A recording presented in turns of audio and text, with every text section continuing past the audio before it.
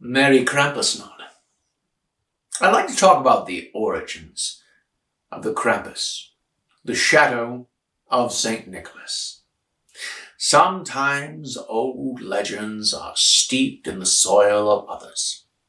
If you were to follow the roots of the Christmas tree, you would find them connected to the Yule log and the Yggdrasil, the world tree of Norse mythology. Now Odin, the Nordic Allfather, hung from its branches, sacrificing himself for the runes, and was reborn. You can see how old legends might wash over and be born anew. Now this story concerns two other Norse deities, Loki, the god of mischief, and Hel, the goddess of death, spelled with one L. Concerning roots, we might think of an oak tree, or even a mighty redwood as being big. To the Yggdrasil, they are but twigs. 9 worlds hang from its branches, and ours are but one of them. Also hanging from them are the realms of the gods and the giants.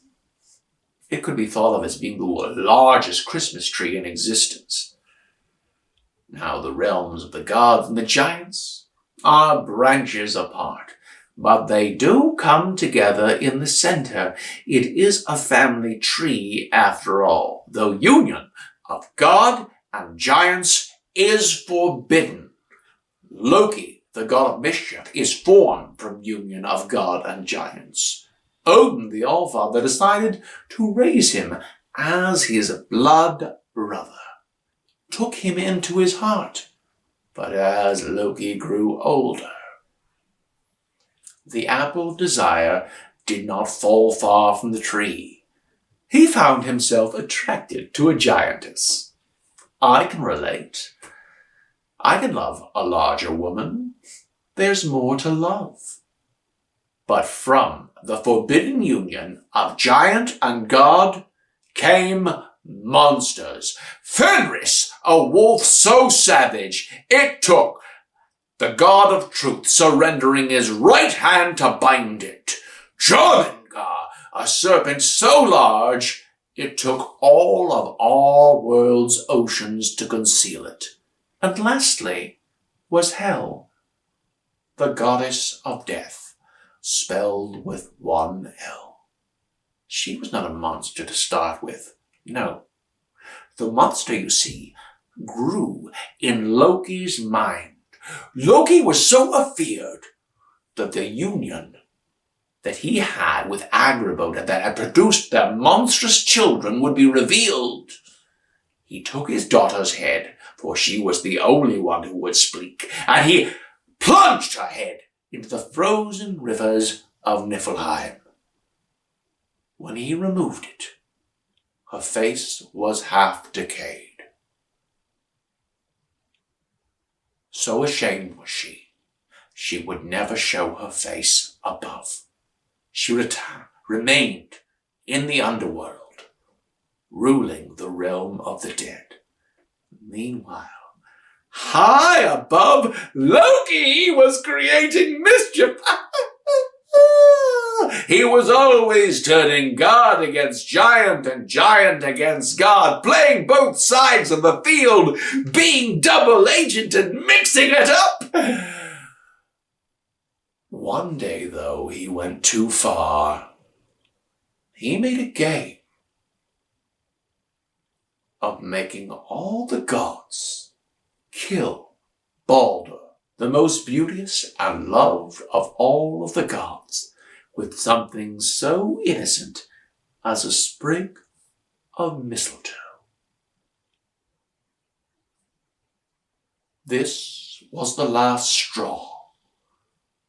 Odin sent Loki below the roots of the Yggdrasil to be punished, bound. The roots of that tree. Nidhogg the serpent dripped acid upon him. Drip, drop, singe. At first the acid was caught by Siegen, his wife. She remained there, standing vigil for eternity. But eventually, she gave up the task. Drip, drop, singe.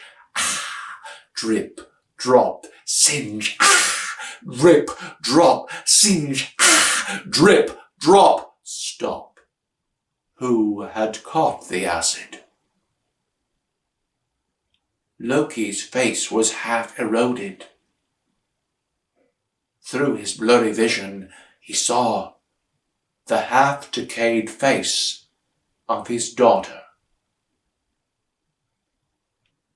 Once both beautiful, now banished, exiled, and ugly. Father and daughter were now mirror of one another. They were perhaps the two loneliest gods in existence. It might be shocking, though not surprising, that the two made love to one another. From their twice unholy union was formed a child, the goat-headed Krampus. The implications of this were shocking. The goat was the symbol of both Odin and Thor, the god of thunder. This suggested that Odin, the All-Father, either knew or the child was created to mock him. Loki and Hel, they kept the child far below. Until Yule time came. The celebration of Odin. And Loki, he just could not resist. Krampus would rise up from the dark roots. Now it is said that Odin, the All-Father, rides across the sky, riding an 8-legged steed and dropping off gifts to the homes of the warriors. It is an easy assumption to see that he has evolved into being the legend of Saint Nick, and Krampus is his shadow.